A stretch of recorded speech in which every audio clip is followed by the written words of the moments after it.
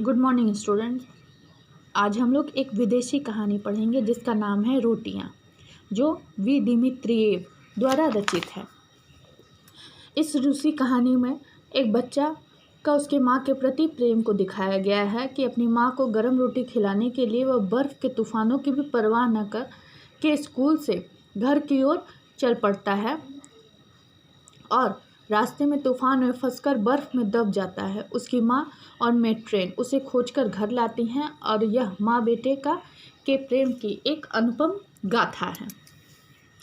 सर्दियों का दिन था। स्कूल की मेट्रेन अन्ना मिखाइलोवना ने एक दिन स्कूल में दावत दी। बहुत से अतिथि आए थे। उसी स्कूल का एक गरीब लड़का मालयूइस दावत से एक दिन पहले ही अन्ना मिखाइलोवना के पास पहुंच गया था, दावत की तैयारी में अपने मेट्रेन का हाथ बटाने के लिए। गरम और ताज़ी रोटियों की दावत थी। मालयूइस ने रोटियां बनती देखी तो उसे अपनी माँ का ख्याल आ गया। माँ ने बहुत दिनों से गरम रोटी नहीं खाई थी, हालांकि उन्हें गरम गरम रोटियां बहुत पसंद थी। दावत शुरू हुई तो मालयूइस अपने को रोक नहीं पाया, कहीं रोटियां ख़त्म न हो जाए, इसीलिए उसने पहले ही अपने मेट्रन को बोल दिया था कि आंटी, मैं कुछ गरम गरम रोटियां माँ के लिए ले जाना चाहता हूँ। मेट्रन ने बहुत प्यार से उसके गाल को थपथपाते हुए उसके हामी भर दी। कहा, क्यों नहीं। दावत ख़त्म हुई तो मालयूइस ने घर चलने के बारे में सोचा।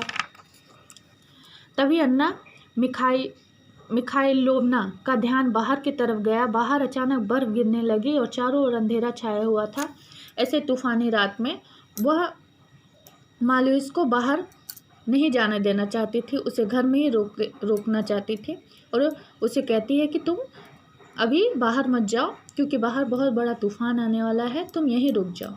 मालयूइस भी खिड़की से बाहर झांक कर देखता है और थोड़े समय के लिए वो निराश हो जाता है, मगर जैसे ही उसको ध्यान आता है कि उसकी माँ को वो गरम गरम रोटियां खिलाएगा जो कि उन्हें बहुत पसंद थी, तो वो बहुत उत्साहित हो जाता है और बाहर जाने की जिद करने लगता है, अपने घर जाने की जिद करने लगता है। अन्ना मिखाइलोवना मालयूइस के मन की बात को समझ जाती हैं, इसीलिए ज़्यादा विरोध नहीं करती हैं, लेकिन बहुत ही अनमने मन से उसे जाने की आज्ञा दे देती हैं और ऊनी रुमाल में कुछ गरम गरम रोटियां बांध देती हैं उसकी माँ के लिए। मालयूइस जब मेट्रन से विदा लेकर चला तो एक काले रंग का कुत्ता ब्लैकी भी मालयूइस के साथ चल दिया। उन दोनों में एक अच्छी दोस्ती थी। अन्ना भी उसे दरवाजे तक छोड़ने आई।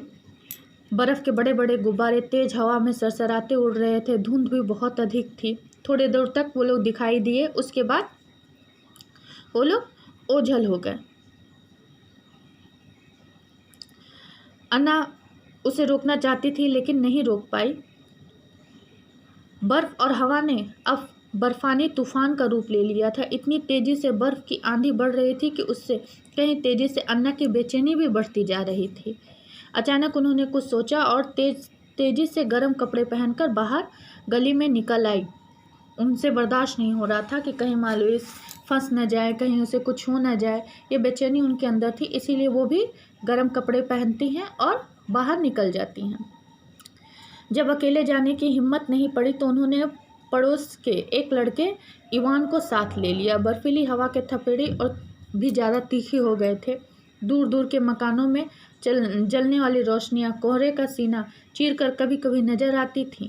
इवान उनके साथ था। वो अपने साथ एक छड़ी लेके रखा था और रास्ते को टटोलते हुए आगे बढ़ रहा था। बड़ी कठिनाई से वो लोग मालयूइस के घर पहुंचे, जो स्कूल से बहुत अधिक दूर नहीं था। उन्होंने दरवाज़ा खटखटाया तो मालयूइस की माँ फेडोशिया ने दरवाज़ा खोला, किंतु अन्ना के साथ इस मौसम में मालयूइस के बजाय किसी और लड़के को देखकर वो थोड़ा आश्चर्यचकित हुई। अन्ना ने कुछ नहीं बोला, वो अंदर आ गई और दरवाज़ा बंद कर लिया और एक निगाह उसने घर में दौड़ाई और वैसे कोई संकेत न पाकर पूछा कि मालयूइस कहाँ है। मालयूइस? फेडोशिया ने यह सुना तो उसका कलेजा मुंह को आ गया। क्यों? वह तो कल से स्कूल गया है, उसके बाद अभी तक नहीं लौटा है। अब अन्ना को ऐसा लगा कि जैसे उन्हें सांप सूंघ गया है। उनके पैरों में शक्ति नहीं रही। वो अपने आप को संभाल नहीं पाई और पास ही पड़ी कुर्सी पर बैठ गई। फेडोसिया अन्ना की ओर फटी फटी आंखों से देख रही हैं। वह कुछ समझ नहीं पा रही हैं। किसी अनिष्ट की आशंका से उनका मन बैठा जा रहा है। यह सब देखकर घर के दूसरे छोटे बच्चे भी रोने लगे। किसी तरह मिखाइलोवना ने खुद को संभाला और इवान से कहने लगी कि अब क्या करना चाहिए। इवान, मेरा ख्याल है कि सब पड़ोसियों को इकट्ठा करना चाहिए और उसे तुरंत ढूंढना चाहिए। इवान फेडोसिया के सारे पड़ोसियों के पास जाता है, उन्हें इकट्ठा करके ले आता है। सभी जमा हो जाते हैं। सभी को मालूइस की चिंता हो रही है। निरंतर मौसम खराब होता जा रहा है, जिससे उनके मन में बुरी आशंकाएं उठ रही हैं। सब लोग यही सोच विचार कर रहे हैं। तभी एक लड़का वहां से दौड़ता हुआ आया। काफ़ी ज़्यादा दौड़ने की वजह से वो बुरी तरह हाँफ रहा था। उसने वहां जमा लोगों को लड़खड़ाते स्वर में कहा कि उस छोटी पहाड़ी के पीछे गोदाम के पास एक कुत्ता लगातार भौंक रहा है। मैं वहीं से आ रहा हूँ। ऐसे मौसम में जबकि सारे जानवर कहीं ना कहीं दुबके हुए हैं, वो कुत्ता भौंक रहा है। यह देखकर मुझे बहुत अजीब सा लगा। फिर थोड़ा रुक कर वो बोलता है कि शायद वो कुत्ता कुछ बताना चाह रहा है। इस पर सभी ने खामोश होकर अपनी शक्ति कुत्ते के उस स्वर को पकड़ने में लगा दी। अचानक अन्ना मिखाइलोवना को ध्यान आया कि जब मालूइस उसके घर से चला था तो उसके संग काले रंग का कुत्ता ब्लैकी भी साथ में था। अन्ना के कान वायरलेस की तरह काम करते हैं। तभी उन्होंने पहचाना, यह ब्लैकी ही है जो मालूइस के साथ आया था। अन्ना के चेहरे में एक उत्साह की तरंग उभर पड़ती है और वो बिना वक्त गवाए मालूइस को खोजने चले जाते हैं। साथ ही उनके पड़ोसी भी जाते हैं। लोगों ने तुरंत कुदाल, फावड़े और कंदील उठाए। ब्लैकी के लगातार भौंकने का स्वर उनका मार्गदर्शन कर रहा था। मतलब जो कुत्ता जिस तरफ से भौंक रहा था उसी तरफ वो लोग आगे बढ़ते जा रहे थे। साए साए करती बर्फीली आंधी में उनके कदम तेजी से चल रहे थे। ब्लैकी की पुकार तेज हवा और बर्फ के टुकड़ों से छितरा कर बिखर बिखर जाती थी। उसी तरह ब्लैकी के भौंकने का स्वर भी हवा की सनसनाहट के साथ कभी आता और कभी रुक जाता। धीरे धीरे ब्लैकी का स्वर स्पष्ट हो गया। उसके भौंकने में पीड़ा के संकेत भी स्पष्ट सुनाई पड़ रहे थे। कुछ ही क्षणों में लोगों ने एक बड़ी और काली वस्तु को बर्फ के थपेड़ों से टकराकर अपनी तरफ आते देखा। मिखाइलोवना ने पहचाना, ब्लैकी ने जैसे पूरी ताकत लगाकर आखिरी बार दौड़ने की कोशिश की। अन्ना के पास पहुंचकर उसने एक चक्कर काटा और गिर पड़ा। अन्ना ने उसे धीरे से उठाया और गले से चिपका लिया। ऐसा करने से ब्लैकी में जैसे नई ताकत आ गई। अन्ना की गोद से उतर कर वो तेजी से भागा और बर्फ के एक ढेर को तेजी से अपने पंजों से खोदने लगा। उसे ऐसा करते देख लोगों ने बहुत फुर्ती के साथ बर्फ के उस ढेर को हटाया। धीरे धीरे उस ढेर के नीचे मालूइस दिखाई देने लगा। मालूइस को देखते ही फेडोसिया ने रोना शुरू कर दिया, लेकिन जो अन्ना थी उन्होंने धैर्य से काम लिया। धैर्य और साहस के साथ वो वहाँ पर खड़ी थी। उन्होंने सबसे पहले उसकी नब्ज देखी, वह चल रही थी। अन्ना के चेहरे पर एक राहत का भाव आया, मगर भयंकर सर्दी की वजह से मालूइस का सारा शरीर अकड़ा पड़ा था।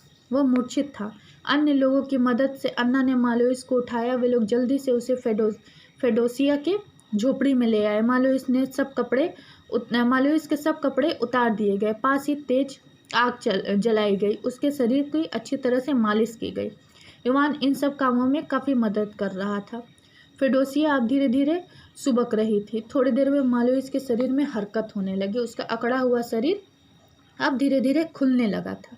यह देखकर वहाँ के उपस्थित सभी लोगों के चेहरे पर हर्ष की लहर दौड़ गई थी। मालूइस के छोटे भाई बहन की आंखों में खुशी के आंसू भर आए। धीरे धीरे मालूइस ने आंखें खोल दी। वह आश्चर्य से चारों तरफ देखने लगा। वह समझ नहीं पा रहा था कि यहाँ इतनी भीड़ क्यों जमा है। तभी उसकी नज़र अपनी माँ पर पड़ी। उसकी माँ की आंखों में खुशी के आंसू थे। मालूइस उठ बैठा और अपनी माँ के चेहरे को अपने दोनों हाथ में भरकर बोला, रो मत माँ, देख मैं तेरे लिए अपनी मैट्रेन के घर से गरम गरम रोटियां लाया हूँ। माँ ने कसकर मालूइस को अपने सीने से लगा लिया और फफक कर रो उठी। अन्ना मिखाइलोवना ने आगे बढ़कर मालूइस के सिर पर हाथ फेरा और बड़ी मुश्किल से अपने आंसुओं पर काबू पाया। वहाँ उपस्थित अन्य लोगों का भी यही हाल था। तो ये हम लोगों ने एक विदेशी कहानी पढ़ी जिसमें माँ और बेटे के प्रेम को दर्शाया गया है। ठीक है, उम्मीद करती हूँगी कि वीडियो देखकर आप लोगों को कहानी क्लियर हो गई होगी। अगर जो भी परेशानी होगी इस कहानी को लेकर, जो कुछ नहीं समझ में आया होगा, तो ये आप लोग जो हम लोग का ऑनलाइन क्लास होगा उसमें आप लोग इससे संबंधित प्रश्नों को पूछ सकते हैं। धन्यवाद।